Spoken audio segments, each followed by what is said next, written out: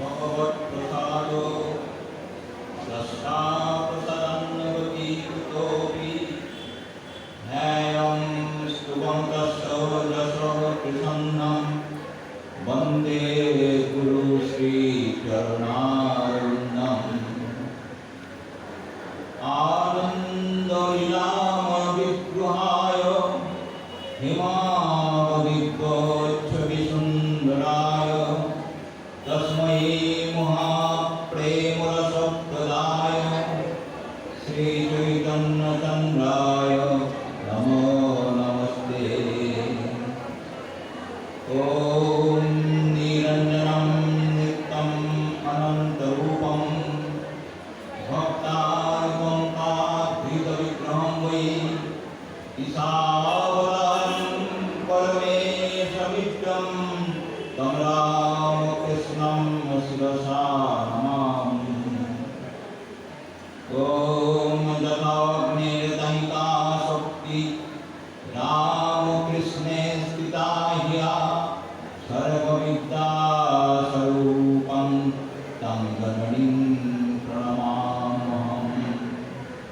ॐ नमो श्रीज्योतिराजाय विवेकानन्दसूरये सच्चिदसुखस्वरूपाय स्वामिने तापहारिणे। जय जय राम कृष्ण अखिलेशस्वामी, जय जय गुरुमाता जगत जननी, जय जय धमाकार भक्तगण सवार चरण रेणु मागे अहम। हरि ओम तत्सत्, हरि ओम तत्सत्, हरि ओम तत्सत्। ओम मूकं करोति वाचालं पङ्गुं लङ्घयते गिरिं यत्कृपातमहं वन्दे परमानन्दमाधवम्। हे कृष्ण करुणा सिन्धो दीनबन्धो जगत्पते गोपेश गोपिकान्तो राधाकान्तो नमोऽस्तुते। तप्तकाञ्चन गौराङ्गी राधे वृन्दावनेश्वरी वृषभानुसुते देवी प्रणमामि हरिप्रिये। वंशाकल्पतरुभ्यश्च कृपा सिन्धुभ्येव च पतितानां पावनेभ्यो वैष्णवेभ्यो नमो नमः। हरे कृष्ण कृष्ण कृष्ण हरे हरे, हरे राम राम राम हरे हरे, हरे कृष्ण कृष्ण कृष्ण हरे हरे, हरे राम राम राम हरे हरे। हरि बोल हरि बोल हरि बोल हरि बोल, हरि हरि बोल गौर हरि बोल, निताय गौर हरि बोल, हरि हरि बोल गौर हरि हरि बोल, निताय गौर हरि बोल।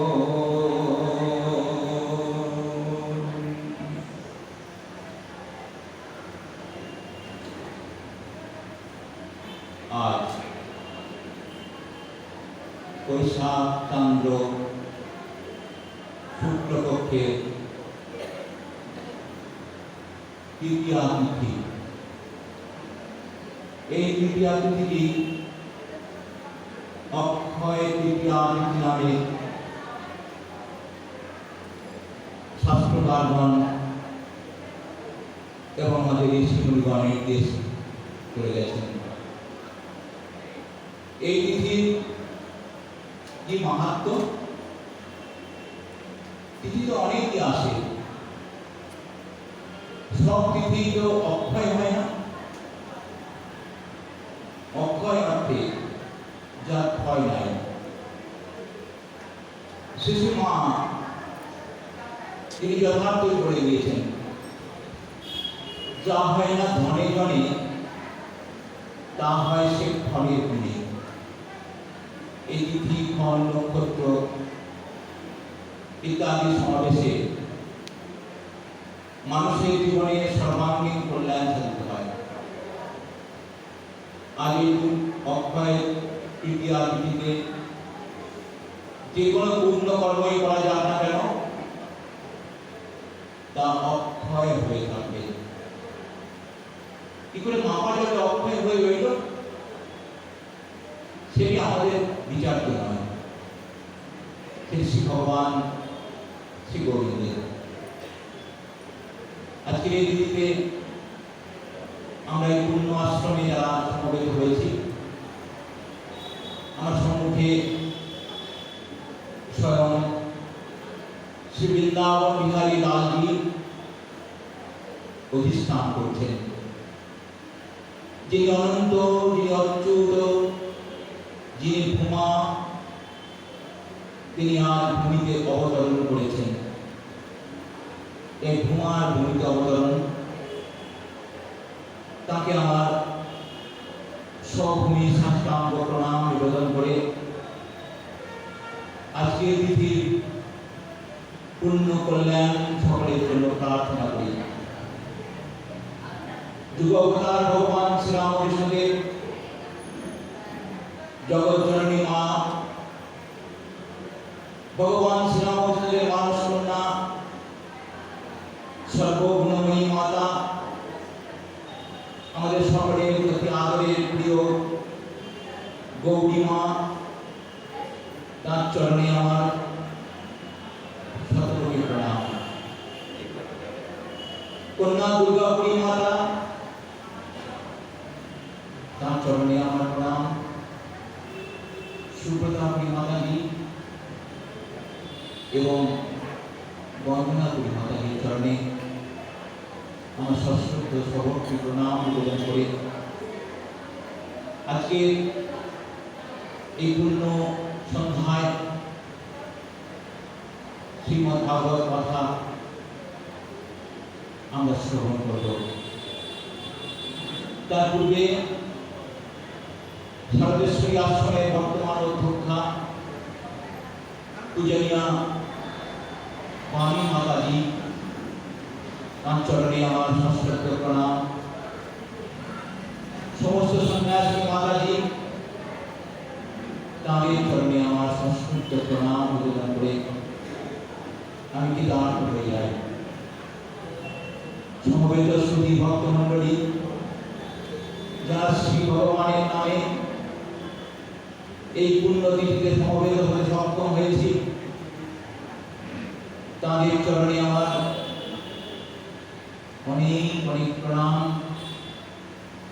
নিবেদন করি। আজকে এই অক্ষয় তৃতীয়ার মহিমা মাধুর্য আমরা শ্রবণ করব।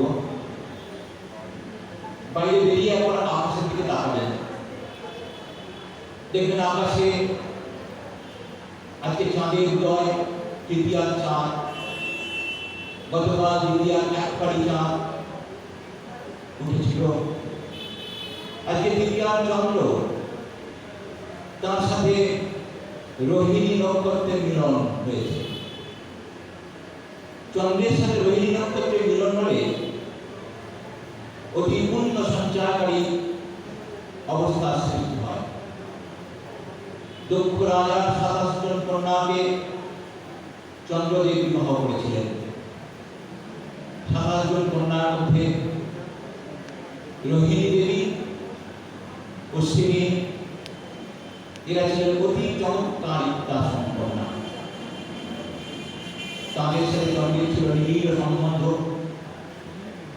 যে সম্বন্ধে এমন অচ্ছেদ্য ছিল যার জন্য চন্দ্রকে দক্ষ রাজার অভিশাপে ক্ষয় রোগগ্রস্ত হতে হয়। সেই ক্ষয় রোগ নিবারণ করার ক্ষমতা একমাত্র দেবাদেব মহাদেবের ছিল, কিন্তু তিনি এই ক্ষয় রোগগ্রস্ত অর্ধচন্দ্রকে নিজের মস্তকে ধারণ করে নিজের শোভা বৃদ্ধি করলেন এবং অনেক তপস্যা করিয়ে তাকে পূর্ণতা না দিয়ে অর্ধপূর্ণ অর্ধক্ষয় প্রাপ্ত করে অন্তিমে পূর্ণতা লাভ করলেন। এসব অনেক কথা অনেক কথা। আজকে এই দিনটিতে কি কি করতে হয়? সনাতন ধর্মাবলম্বী ঋষি মুনিদের নির্দেশ প্রাপ্ত আমরা আমাদের ধর্ম জীবন থেকে সংসার জীবন পর্যন্ত সবই তাদের বাক্যে চলে। আমাদের পবিত্র ঋষি পবিত্র, তাই তারা বলে গেছেন এই পুণ্যতিথিতে স্নান, দান, তর্পণ বিশেষ প্রয়োজন। তার মধ্যে দান এবং জল দান অত্যন্ত প্রয়োজনীয় হয়, গুরুত্বপূর্ণ এবং পুণ্য সঞ্চয় করে। এই দান ইত্যাদি দ্বারা আমরা পরিপূর্ণতা লাভ করতে পারি। আজকের এই তিথির প্রথমে আমরা মাহাত্ম্য শ্রবণ করে নিই। এই অক্ষয় তৃতীয়ায় কোন কোন শুভকর্ম সম্পাদিত হয়েছিল, যে শুভকর্মের দ্বারা আজও এই তিথিটি অক্ষয় হয়ে আছে এবং ভবিষ্যতেও থাকবে। এই শুভকর্মগুলি আচার্য শঙ্কর, জগৎগুরু শঙ্করাচার্য, তিনি আমাদের জন্য একটি নির্দেশ দিয়েছিলেন, যে নির্দেশ অবলম্বন করে সনাতন ধর্মাবলম্বী প্রতিটি মানুষ তারা পূর্ণ ধর্ম জীবন যাপন করতে পারেন তথা সংসার জীবনেও বিদ্যার সংসার গঠন করতে পারেন। সেটির প্রথম দিক বলছেন জ্ঞেয়ং গীতা নাম সহস্রম। আজকে এই দিনটিতে গীতা পাঠ অবশ্যই করণীয়।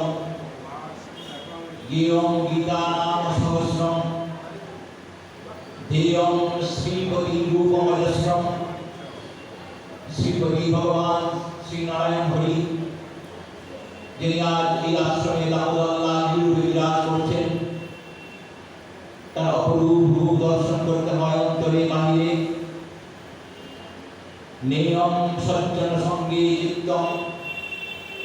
সাধু সঙ্গ অবশ্যই প্রয়োজন। আজকের এই তিথিতে সব কিছুতেই প্রয়োজন, কিন্তু আজকের এই অক্ষয় তৃতীয়া পুণ্যটি অক্ষয় করে রাখার জন্য সজ্জন সঙ্গ সাধু সঙ্গ প্রয়োজন। সেই জন্যই আমরা যারা এই মাতাজিদের আশ্রমে এসেছি, সন্ন্যাসীগণ তারা সাধু শ্রেষ্ঠা, তাদের কিঞ্চিত দর্শন এবং আশীর্বাদেও সকল মনোবাঞ্ছা পূর্ণ হয় এবং পুণ্য সঞ্চয় হয়। আর দীনম দীন জনায় চ বিত্তম, এটি খুব বড় কথা। দীনজনকে অর্থ দান করতে হয়, অন্ন দান করতে হয়, জল দান করতে হয়। শুধু শুধু আর কোনো বস্তু লাভ করা যায়? লাভ করতে হলে চাই কিছু তপস্যা। এগুলি তপস্যার স্বরূপ। জগৎজননী মা তিনি বললেন, যার আছে সে মাপো, আর যার নেই সে জপ। যার আছে সে দান করবেন, যখনই দান করবেন করতেই হবে, না করলে তার চোখ চোখে করা হবে। আর যার কিছুই নেই তিনি জপ করবেন, সে ভগবানের নাম করবেন, তাহলে হবে না। শ্রী শ্রী মা জগৎজননী তিনি একটি আশীর্বাদ আমাদের জন্য দিয়ে গিয়েছেন, সেটি হলো গৌরী মায়ের এই আশ্রমে সত্যিটি যে উস্কে দেবে তার বৈকুণ্ঠ বাধা। সত্যিটি উস্কে দেওয়া অর্থে এই আশ্রমটি যাতে সুচারুরূপে পরিচালিত হয়, সুচারুরূপে সমস্ত কার্যগুলি সম্পন্ন হয়, তার জন্য যারা সাহায্যের হাত বাড়িয়ে দেবেন সেটি হল সত্য উস্কে দেওয়া। তাদের বাধা বৈকুণ্ঠ, মা বলছেন তাদের বৈকুণ্ঠ বাধা, আর কিছু করতে হবে। আর ভগবান শ্রীরামজি কিংবা পরবর্ষে আজকের দিনে দর্শন দান করে ধন্য করবেন, সেই জন্যই তার অবতারণ। মানুষ তপস্যা করে শ্রী ভগবানের করুণা লাভ করার জন্য, তপস্যাই হয় সাধনা, তপস্যাই হয় করুণা লাভের উপায়। আর শ্রী ভগবানও তিনি তপস্যা করেন ভক্তের জন্য, আর সেই তপস্যাই হয় তার অবতরণ, ভূমিতে তোমার অবতরণ ধন্য করবেন বলে শ্রী দামোদর নাথজির কত কথা লিপিবদ্ধ করে গেছেন মহর্ষি কৃষ্ণদেব ব্যাস। আর সেগুলিকে যিনি শ্রবণ করিয়েছেন তাঁরই পুত্র আজন্ম ব্রহ্মচারী, জন্মলগ্নে গৃহত্যাগ করে তিনি বনচারী হয়ে গেলেন। তিনি শ্রী সুখদেব গোস্বামী পাদ, তাঁদের হাত ধরেই পাওয়া আমাদের এই শ্রীমদ্ ভাগবত কথা। ভগবান শ্রী গোবিন্দ শ্রীলালজির জীবন কথা, যে জীবন কথা না শ্রবণ করলে কলিতাপহত মানুষের মুক্তি অসম্ভব। তার জীবন কথা শ্রবণ করানোর যে প্রচেষ্টা সারদেশ্বরী আশ্রমে মাতা জীবন করেছেন, সেটি ভাগবত কথা শ্রবণ। বিন্দু মাত্র ভাগবত কথা শ্রবণ করলে, শ্রী গোবিন্দের কথা কর্ণে প্রবেশ করলে জন্ম জন্মান্তরের সমস্ত পাপরাশি দূরীভূত হয়। যদি কেউ অবিশ্বাস করেন দূর এসব কি কথা, তাদের জন্য তাহলে এসব কথা নয়। যারা বিশ্বাস করেন, যারা ভালোবাসেন ভগবানকে, শ্রী ভগবান না হলে যাদের জীবন চলে না, তাদের জন্য এই কথা। আজকে এই অক্ষয় পূর্ণিমা তিথিতে কোন কোন মহৎ কার্য সম্পাদিত হয়েছে অতীতে এবং বর্তমান যুগেও,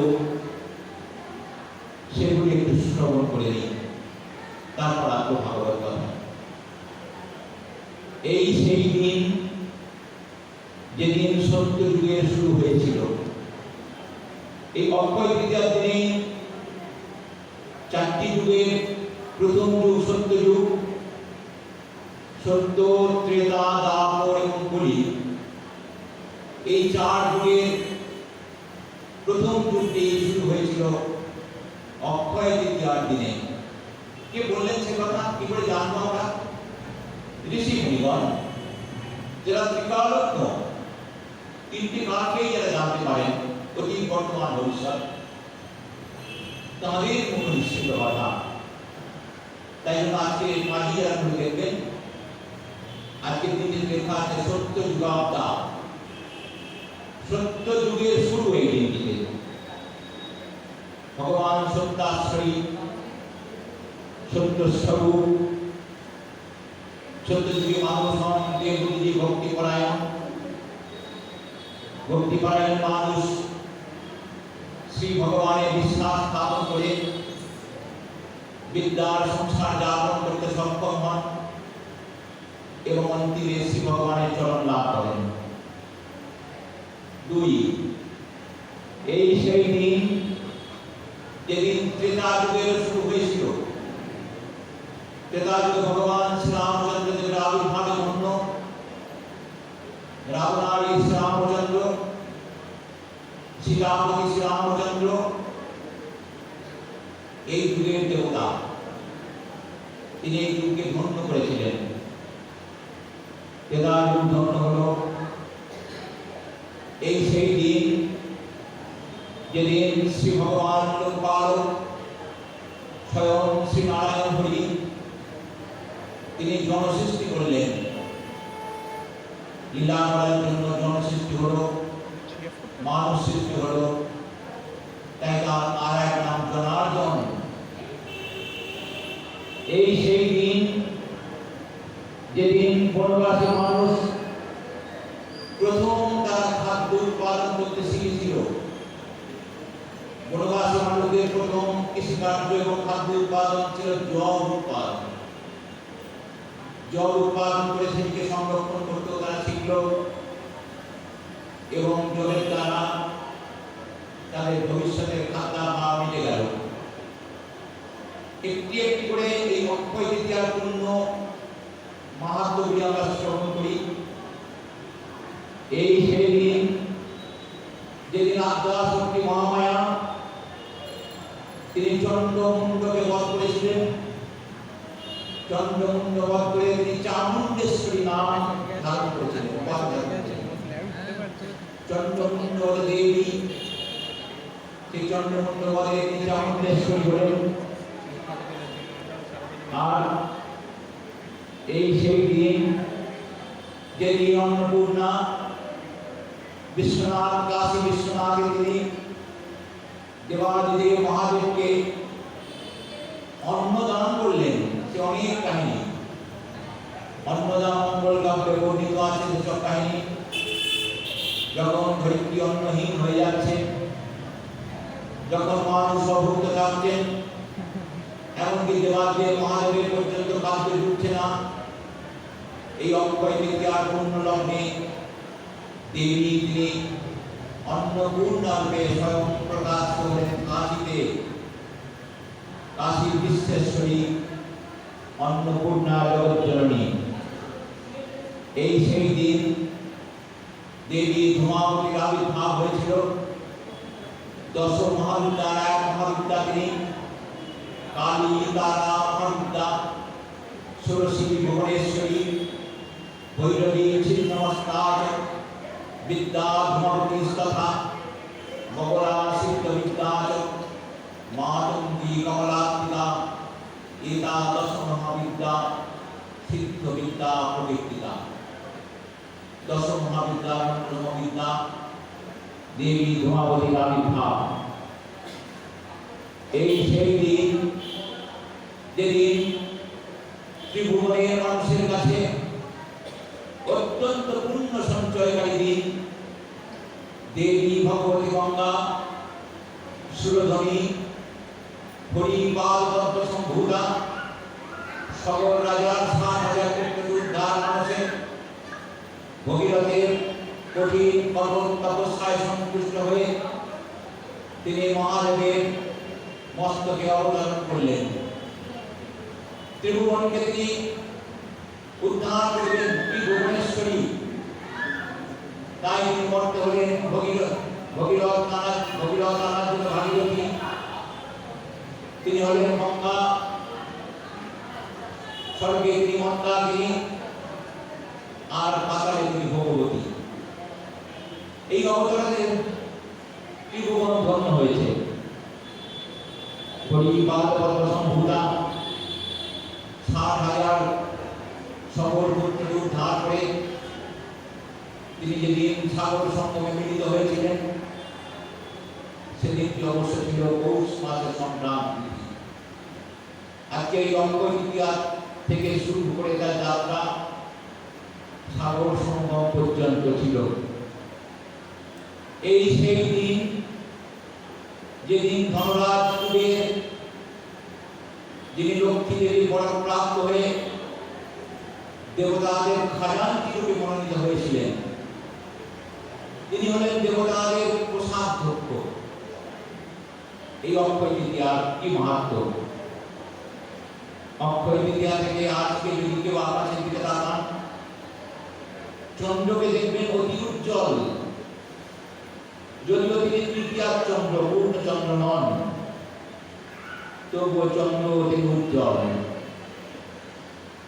এই সেই দিন যেদিন ভগবান শ্রীকৃষ্ণর আদি 10 অবতারের ষষ্ঠ অবতার যমদগ্নি ঋষির পুত্র রেণুকা দেবীর গর্ভজাত ভৃগুপতি পরশুরাম অবতীর্ণ হয়েছিলেন।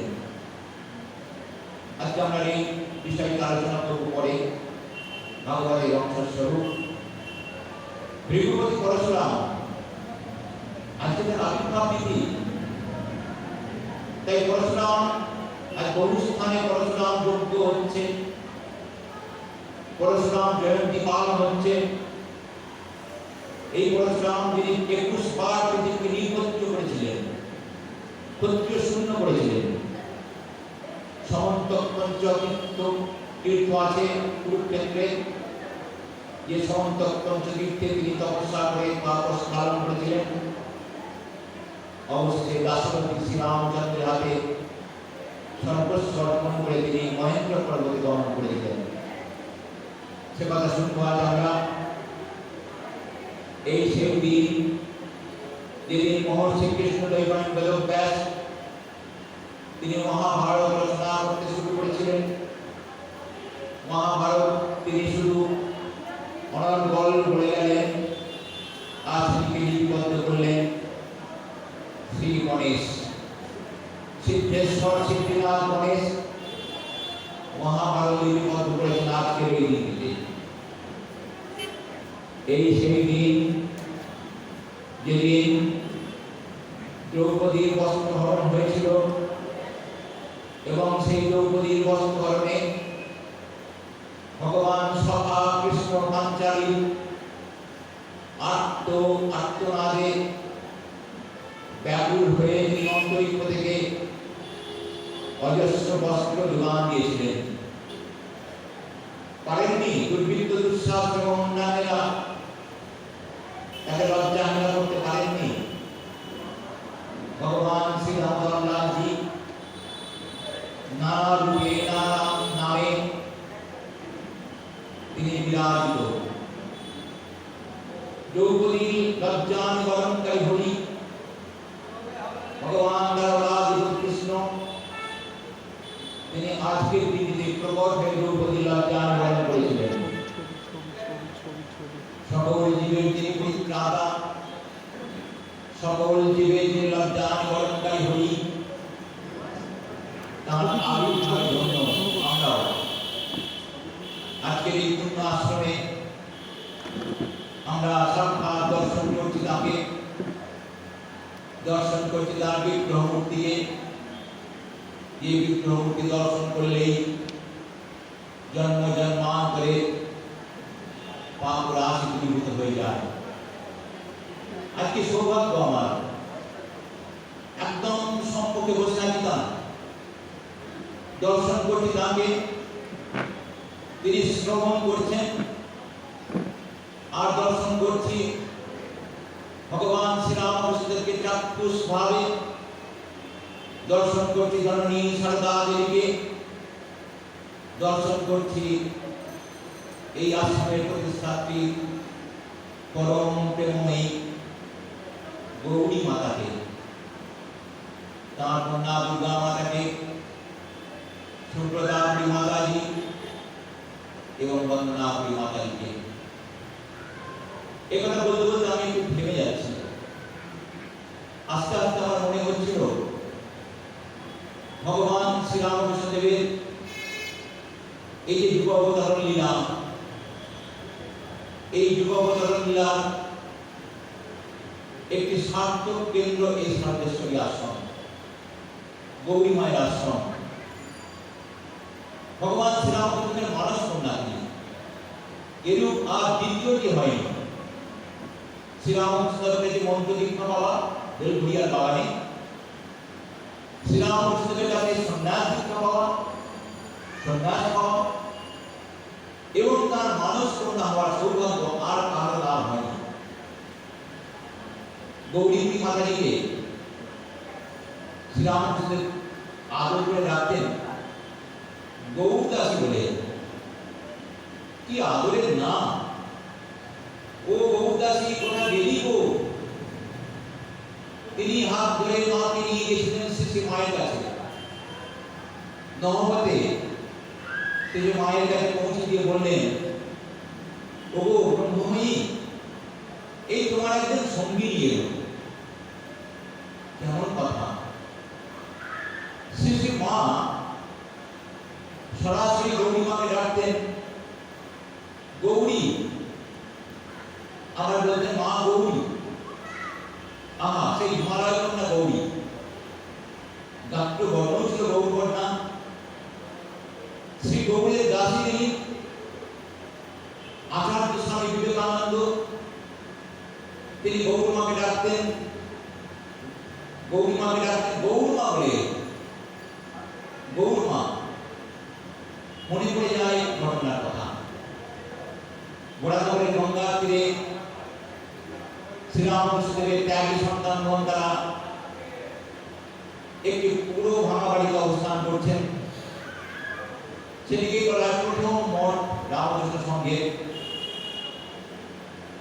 সেখানে গৌরীমা এসেছেন একদিন। তিনি গঙ্গার ধারে বসে আছেন। কুটুরিতে অনেক নানা জিনিসপত্র নিয়ে এসেছেন। ভালো চাল, গোবিন্দভোগ চাল, ভালো ঘি, কিশমিশ, বাদাম, কত প্রকার জিনিস।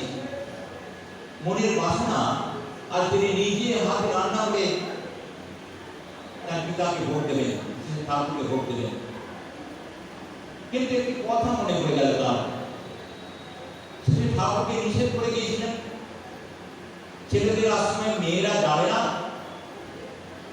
তিনি যেতে পারছেন না লজ্জায়। সত্যি তো আমাদের যাওয়া উচিত হবে না। গঙ্গার তীরে বসে আছেন তিনি। এমন সময় শ্রী ঠাকুরের সন্তানদের মধ্যে একজন, তিনি গঙ্গার তীরে দেখলেন মাকে বসে থাকতে, গৌরী মাকে বসে থাকতে। স্বামীজি তখন এই বরানগর মঠে অবস্থান করছেন। গিয়ে বললেন, স্বামীজি, গৌরমা ওখানে ঘাটের কাছে বসে আছেন। স্বামী বলছে, তাই? চলো চলো যাই। নিজে চললেন। গৌরমা, কি আদরের নাম! গৌরমা।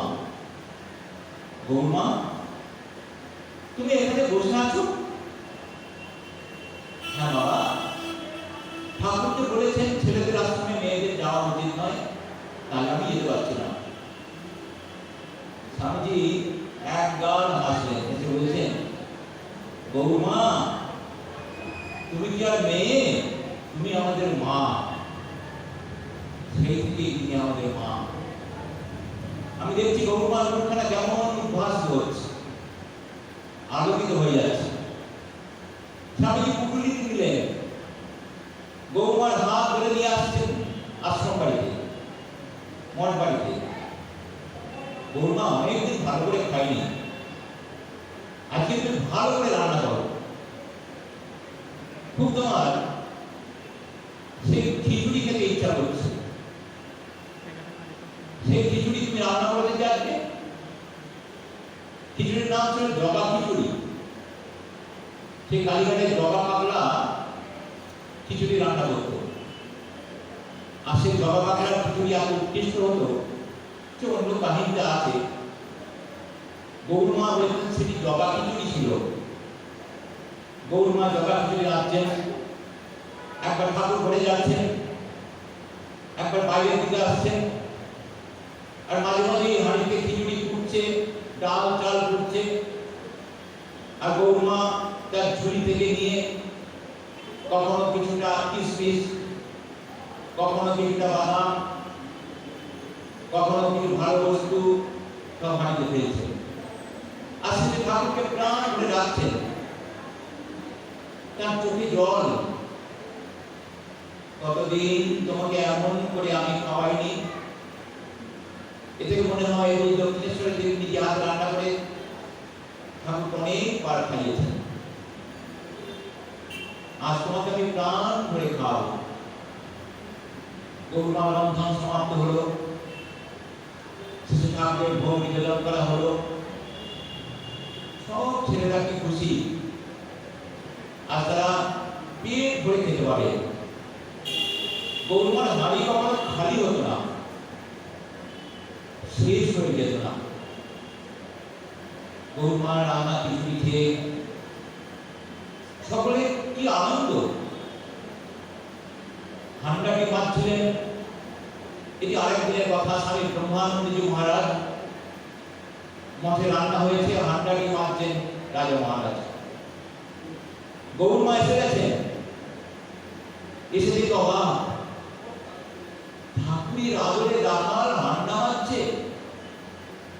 তাড়াতাড়ি করে গিয়ে হান্ডাটি তার হাত থেকে নিয়ে বলছে, রাখাল ওঠো ওঠো ওঠো, তুমি ঠাকুরের আদরে সন্তান, তা আমায় দাও। গৌরমা হান্ডা মারতে বসে গেলেন। কতগুলি কথা গৌরমাকে নিয়ে। গৌরমার ভাগবত শ্রবণ যারা করেছেন তারা বৈকুণ্ঠ নিবাসী বটে। ভাগবত কথা বললে গৌরমা একটিও কথা, একটিও সংস্কৃত তার ভুল কেউ উচ্চারণ করে যেতে পারবে না। গৌরমা সব ধরে দেবেন, সব বলে দেবেন। অপূর্ব সুন্দর ছন্দে তিনি ভাগবত পাঠ করতেন। আজকে ভাগবত বলতে এসে আমার নিজেরই লজ্জা পাচ্ছে। এ তো কামারের কাছে চুল বিক্রি করতে আসা। গৌরমার কাছে ভাগবত বলা কম কথা নয়। তাই আমাদের এই গৌরমা শ্রী ঠাকুরের গৌরদাসী, মায়ের গৌরী, আমরা একাকার। গৌরমাকে শ্রী ঠাকুর হাত ধরে বলেছিলেন, আমি জল ঢালি, গৌরী কাদা চটকা। দক্ষিণেশ্বরের কাঁকুড়ের রাস্তা। গৌরীমা বললেন, এখানে কাদা কোথাও বাবা, এ তো সব দেখছি কাঁকড়। বলে নেই, দেখ আমি কি বললাম আর তুই কি বুঝলি। দেখ আমাদের দেশে মেয়েদের ভারী কষ্ট, তাদের শিক্ষা দীক্ষা নেই, তাদের অন্যের অভাব, তাদের স্বাধীনতা নেই। তুই এদের গড়ে দে, ভালো করে গড়ে দে। আমিও সব পারবো না। তুমি বলো তো কোটি কয়েকটি নিয়ে আমি হিমালয়ে তৈরি করে দিতে পারি, কিন্তু আমি পারবো না এখানে করতে। শ্রী ঠাকুর বলেছিলেন, না এই কলকাতাতেই করতে হবে। পরবর্তীকালে শ্রী ঠাকুর হল গৌরীমার এই আশ্রম। এখানে পদার্পণ করলেই বহু বহু ইতিহাস ভেসে চলে আসে, কত কথা চলে আসে। কলকাতায় আশ্রম মন্দিরে গৌরমা সন্ধ্যা আরতি করছেন। হঠাৎ তিনি সন্ধ্যা আরতি করতে করতে দিব্য দৃষ্টিতে দেখলেন নরেন্দ্রনাথের প্রয়াণ হয়েছে। চিৎকার করে উঠলেন, নরেন আমাদের ফাঁকি দিয়ে চলে গেল রে। সত্যি সে বেরোর পথে নরেন্দ্রনাথের মহাপ্রয়াণ হয়েছে। দিব্য দৃষ্টি সম্পন্ন আজকের এই পূর্ণ অক্ষয় তিথিতে যারাই আমরা এখানে সমবেত হতে সক্ষম হয়েছি, তাদের আর দ্বিতীয়বার বৈকুণ্ঠ হবে না। এটা আগের পূর্ণ অক্ষয় হয়ে গেল। এই সেই দিন যেদিন পঞ্চপাণ্ডব বনবাস চলে যাচ্ছেন, কিন্তু বনে গিয়ে তার ক্ষুধার অন্ন সবসময় পাওয়া যাবে না।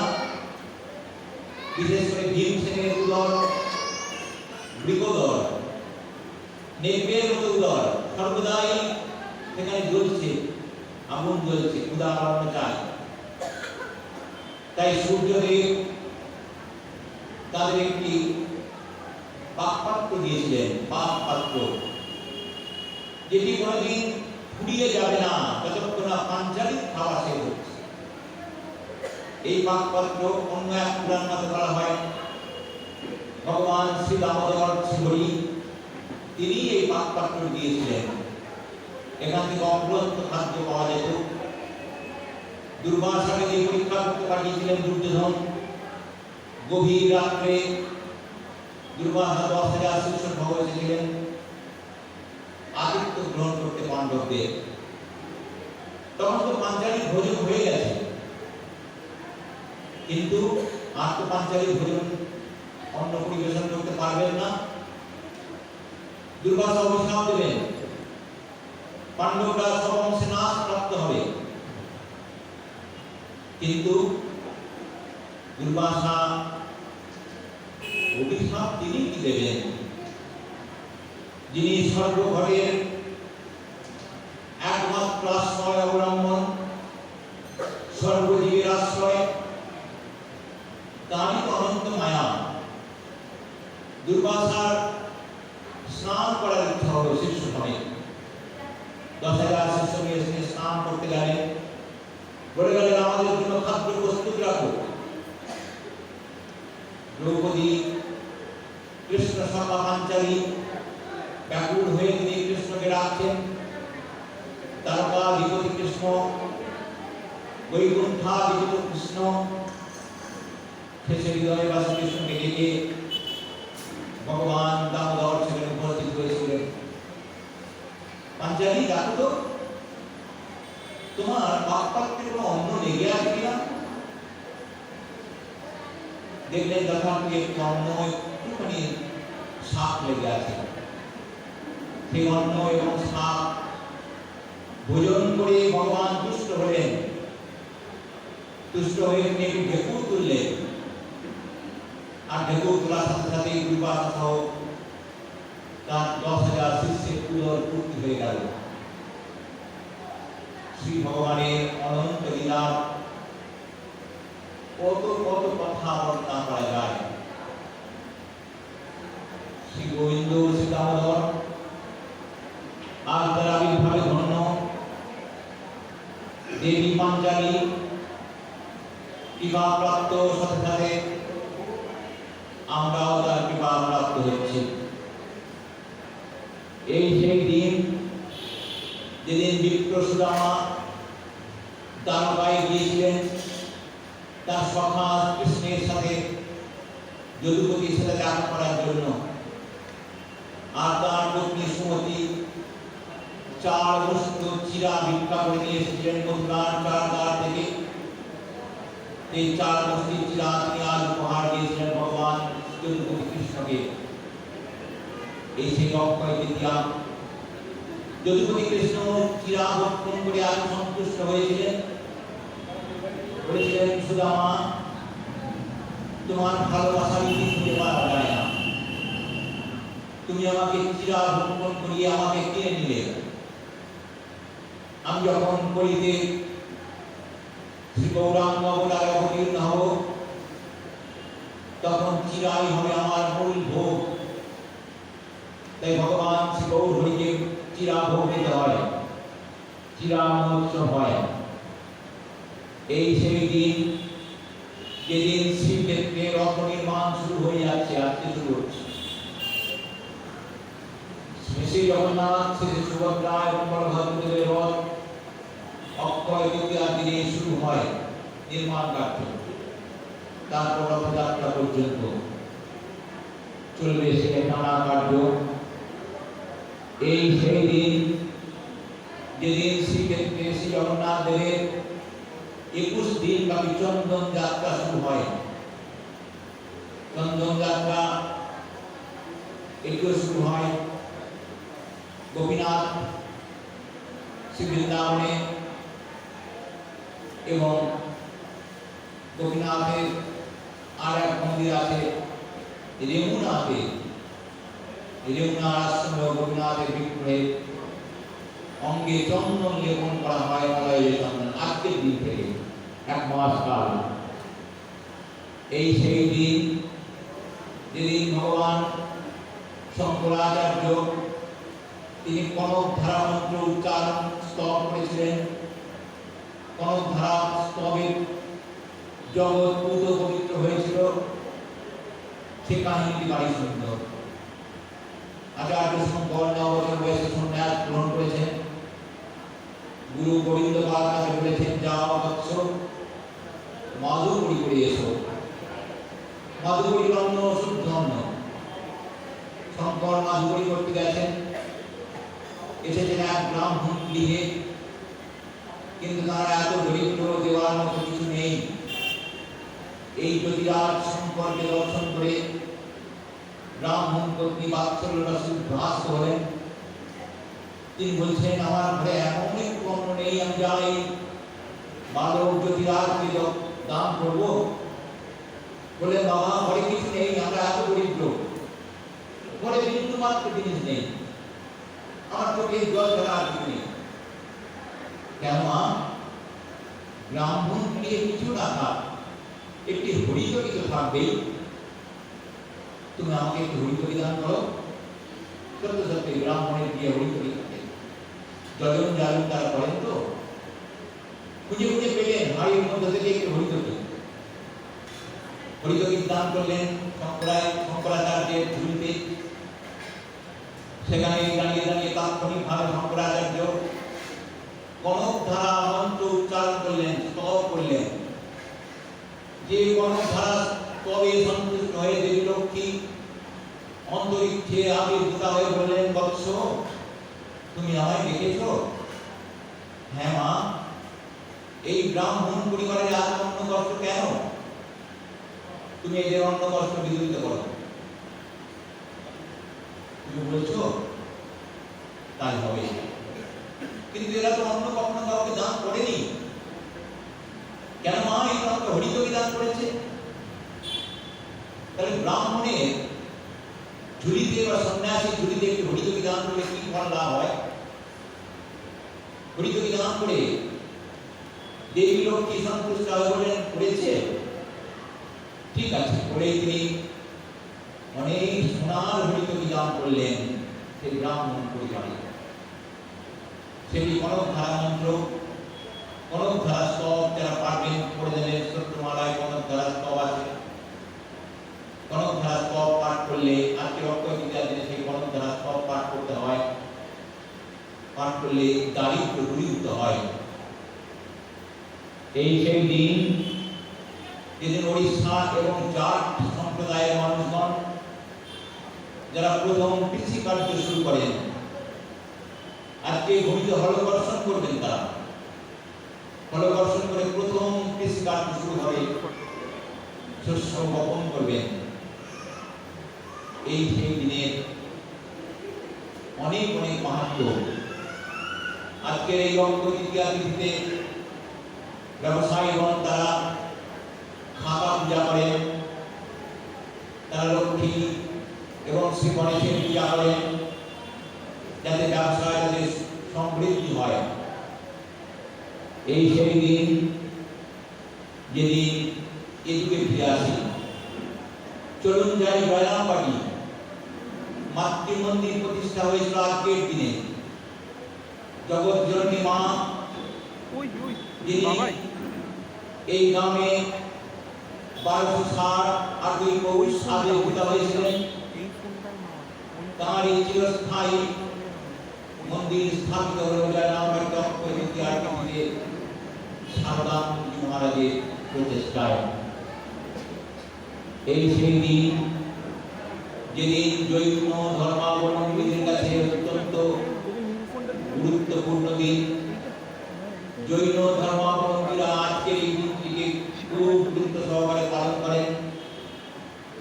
আজকের এই দিনটিতে অযোধ্যা রাজা, সূর্যবংশ রাজা ঋষভদেব, তিনি মহাবীর জৈনের ধর্ম গ্রহণ করেছিলেন এবং প্রথম তিনি জৈন সন্ন্যাসী রূপে তিনি প্রকাশিত হলেন। জৈন সন্ন্যাসীদের দুটি ধারা আছে, একটি ধারা শ্বেতাম্বর আর এক ধারা দিগম্বর। শ্বেতাম্বরগণ শ্বেত বস্ত্র পরিধান করেন আর দিগম্বরগণ সম্পূর্ণ উলঙ্গ থাকেন। ঋষভদেব তিনি জৈন ধর্মাশ্রয়ী হয়ে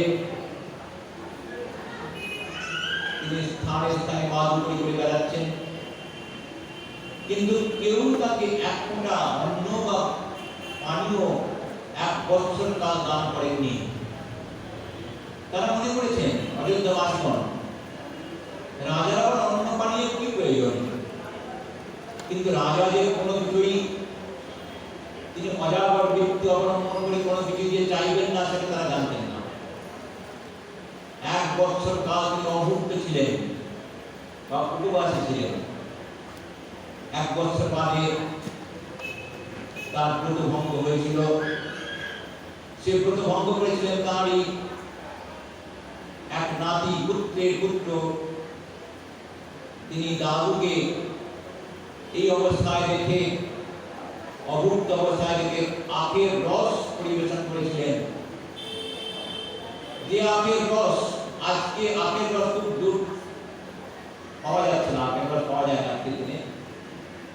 জৈন ধর্মাবলম্বীরা আজকে আখের রস পান করবে কি করবেন? আখের রস পান করে তারা ব্রত পালন করেন, ব্রত ভঙ্গ করেন। এটি বর্ষোত্তরী ব্রত বলা হয়। সেটি ভঙ্গ করে অক্ষয় তৃতীয়ার পূর্ণ তিথিতে তারা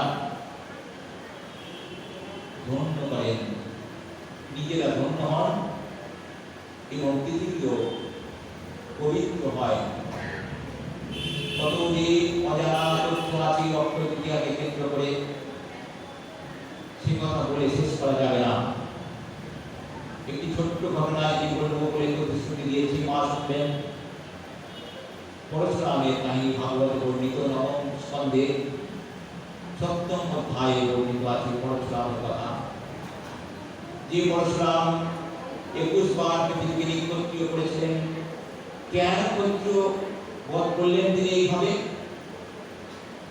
পরশুরামের পিতার নাম যমদগ্নি। ঋষি যমদগ্নি ছিলেন মহাতপস্বী, সত্যবাক, সত্য স্বরূপ। একবার তার আশ্রমে এসেছিলেন রাজা সহস্রবাহু। সহস্রবাহু রাজা আদিত্য গ্রহণ করেছেন ঋষি যমদগ্নির। আদিত্য গ্রহণ করায় যমদগ্নি ঋষি আপ্যায়ন করেছেন, কিন্তু রাজা লোভী। রাজা দেখলেন এই ঋষির আশ্রমে কোনো অভাব নেই, যথেষ্ট পরিমাণে অর্থ এবং অন্য যা কিছু প্রয়োজন সব পাওয়া যায়। কি করে সম্ভব? জেনে নিলেন যমদগ্নির কাছে তার একটি গাভী আছে, তার নাম কপিলা গাভী। কপিলার দুগ্ধ এবং কপিলার কল্যাণে সব কিছু তার সহজলভ্য হয়। কপিলা গাভীকে চুরি করে নিয়ে চলে গেলেন সহস্রবাহু কার্তবীর্যার্জুন। আর সেই থেকে শুরু হলো ক্ষত্রিয় হিংসা, ক্ষত্রিয় বধ। পরে পরশুরামের পুত্র, পরশুরামের যমদগ্নির পুত্র পরশুরাম তিনি জানতে পারলেন তাদের কপিলা গাভী চুরি হয়ে গিয়েছে এবং নিয়ে গেছেন ক্ষত্রিয় রাজ সহস্রবাহু। রুদ্রমূর্তি ধারণ করেছিলেন। বহু তপস্যার অধিকারী সহস্রবাহুকে বধ করে পরশুরাম ক্ষত্রিয় বংশ তৎসৎ করে কপিলাকে উদ্ধার করে নিয়ে এসেছিলেন। কপিলার উদ্ধারকারী পরশুরাম আর তপস্যা করলেন। সেই তপস্যার ফলস্বরূপ তিনি হলেন ভগবান শ্রীনারায়ণের 6ষ্ঠ অবতার। সেই তপস্যার ফলস্বরূপ নয়, তিনি 6ষ্ঠ অবতারই।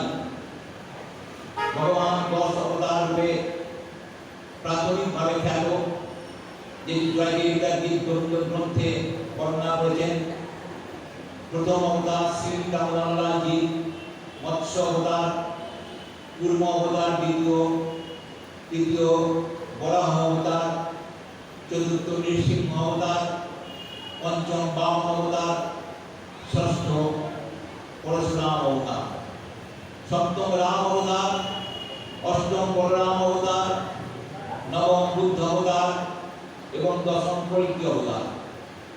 এই 10 অবতারের ষষ্ঠ অবতার শ্রী পরশুরাম, তিনি বারে বারে 21 বার পৃথিবীকে নিকট্য করেছিলেন। একবার যদি নিকট্য করা হয় তাহলে আবার কর্তৃ জন্মায় তা থেকে কর্তৃদের বংশে আবার জন্ম নিয়েছেন। তাদের গর্ভস্থ ভ্রূণগুলি সেগুলি পূর্ণতা প্রাপ্ত হয়ে আবার তারা কর্তৃ হয়েছেন। এইভাবে 21 বার পৃথিবীকে নিকট্য করে পরশুরাম জগৎ পরিণত হলেন। তিনি সীতাদেবীর পানি গ্রহণ করতে চেয়েছিলেন রাজর্ষি জনকের কাছে, কিন্তু রাজর্ষি জনক তখন রাজি হননি, কারণ তখন সীতাদেবীর বয়স ছিল মাত্র পঞ্চম বর্ষ বালিকাকে কখনো বিবাহ দেওয়া হয় না, শাস্ত্রটির বিরুদ্ধ। তাই পরশুরাম জনককে একটি ধনুক দান করে গিয়েছিলেন। বলেছিলেন, জনক, আমি মহেন্দ্র পর্বতে তপস্যায় যাচ্ছি, আমি তোমাকে একটি ধনুক দান করে গেলাম। এই ধনুকের নাম হল ধনু। যে ধনুকে যদি কেউ গুণ রোপণ করতে পারে তাহলে তুমি তোমার কন্যা সীতাকে তার হস্তার্পণ করতে পারো। কিন্তু সেই ধনুকে কেউ গুণ রোপণ বা জ্ঞান রোপণ করতে পারেননি। একমাত্র পরবর্তী অবতার পরশুরামের ভগবান ত্রেতা যুগাবদা শ্রীরামচন্দ্র যখন বিশ্বামিত্রের আহ্বানে রাজর্ষি জনকের রাজসভায় উপস্থিত হয়েছিলেন, রাজর্ষি জনক অতি মুক্ত হয়ে শ্রীরামচন্দ্রকে নিজ জামাতা রূপে পালন করতে চাইলেও বাধা ছিল ধনুকটি জ্ঞারোপণ। অনাহারে বাম হস্তে তুলে শ্রীরামচন্দ্র তাকে জ্ঞারোপণ করেছিলেন এবং হরধনুটি ভঙ্গ হয়ে গিয়েছিল।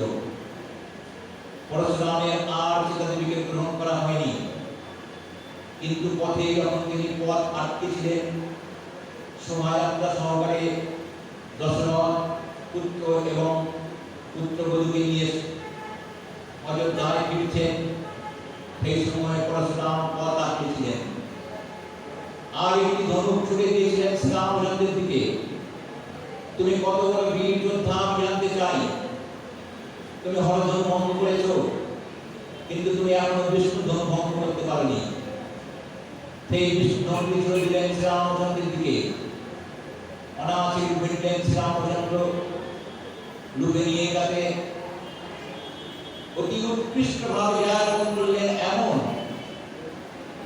ধনুষে টঙ্কার দিলেন, পরশুরাম কম্পিত হলেন। পরশুরামের সমস্ত শক্তি শ্রীরামচন্দ্র অপহরণ করে দিলেন। বললেন পরশুরামকে, শ্রীরামচন্দ্র বলো এখন এই তীর কোথায় ত্যাগ করব। পরশুরাম নিজের অহংকারকে ভস্মীভূত করার জন্য শ্রীরামচন্দ্রকে বললেন। পরশুরামের সমস্ত শক্তি পরবর্তী অবতার রামচন্দ্রে বিলুপ্ত হয়ে গেল। পরশুরাম শ্রীরামচন্দ্রের আশীর্বাদ গ্রহণ করে তিনি চলে গেলেন মহেন্দ্র পর্বতে তপস্যা করার জন্য। দীর্ঘকাল তিনি তপস্যা করে চলেছেন। পৃথিবীতে যে 7 জন যারা কখনো মৃত হন না, যারা চিরকাল জীবিত থাকেন, তাদের মধ্যে পরশুরাম অন্যতম। তাই মহেন্দ্র পর্বতে যারা কোন যান, মহেন্দ্র পর্বতকে ধন্য করে যিনি অবস্থান আরোপ করে আছেন, সেই পরশুরামের চরণতলে আশীর্বাদ ভিক্ষা করতে হয়। তবে সীতাপতি শ্রীরামচন্দ্রের কৃপা এবং দাপরাধিপতি ভগবান শ্রীরামচন্দ্রের কৃপা লাভ করা যায়।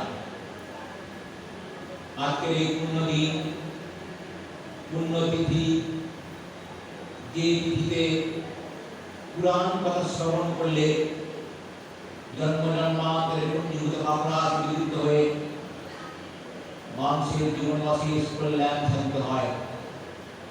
যদি বলেন মহাশয় পুরাণ কথা তো নেহাতি পুরাণ কথা, কখনোই পুরাণ কথা নয়।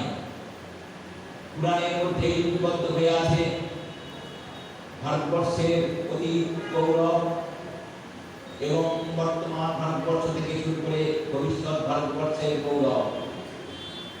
পুরাণই আমাদের প্রাণ, পুরাণই আমাদের শাশ্বত সংস্কৃতি, পুরাণ অবলম্বন করে আমাদের যাত্রা।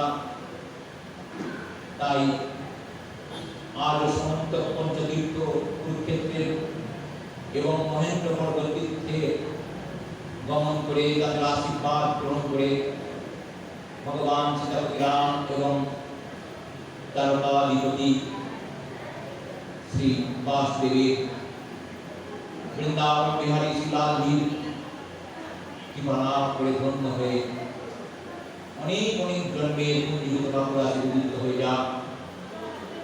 এই পুণ্যাশ্রম পুণ্যস্থান পবিত্র ভূমি, এখানে পদার্পণ করলে জন্ম জন্মান্তরে সুকৃতি লাভ হয়ে যায়। আজ যারা এখানে উপস্থিত হতে পেরেছি আমরা, তারা সকলেই ভগবান শ্রীরামকৃষ্ণের জগৎ জননী মা, মাতৃশ্রেষ্ঠা গৌরী মা, দুর্গা মা, সুব্রতা মা এবং বন্দনা মাতাজি অশেষ কৃপা লাভ করে ধন্য হয়ে যাবেন এবং বর্তমানে মাতাজি কৃপা লাভ করে সকলে পূর্ণ লাভ করে চলে যাবে। অক্ষর পূর্ণ লাভ সার্থক হবে। এর পরবর্তী প্রোগ্রামের জন্য যারা প্রস্তুতি নিচ্ছেন, আর এই অনুষ্ঠানটিকে দীর্ঘায়িত করা যাবে না। ভগবান শ্রীরামকৃষ্ণের জগৎজননী মায়ের সকলের চরণে আমার সশ্রদ্ধ ভুল প্রণাম নিবেদন করে সমবেত ভক্ত মণ্ডলী তাঁদের চরণে আমার সশ্রদ্ধ প্রণাম নিবেদন করে তমোময়ী মাতা মানিমার চরণে আমার প্রণাম নিবেদন করে আজকের ভাগবত কথা এখানে জানলাম।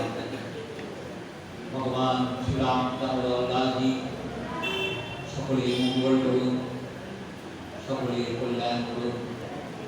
আসুন শ্রী মায়ের কাছে প্রার্থনা করে নিই। কৃপাং গুরু মহাদেবী সুতেষু প্রণতিষু চ চরণাশ্রয়দানেন কৃপাময়ী নমস্তুতে।